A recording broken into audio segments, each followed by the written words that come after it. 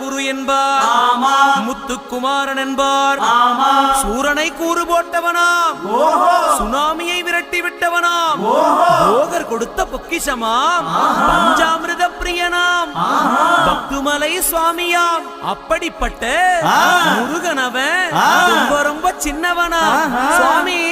சின்ன சின்ன முருகைய சிங்கார முருகைய, கொஞ்சி கொஞ்சி தமிழ் பேசும் செந்தில் வடிவேலனவ.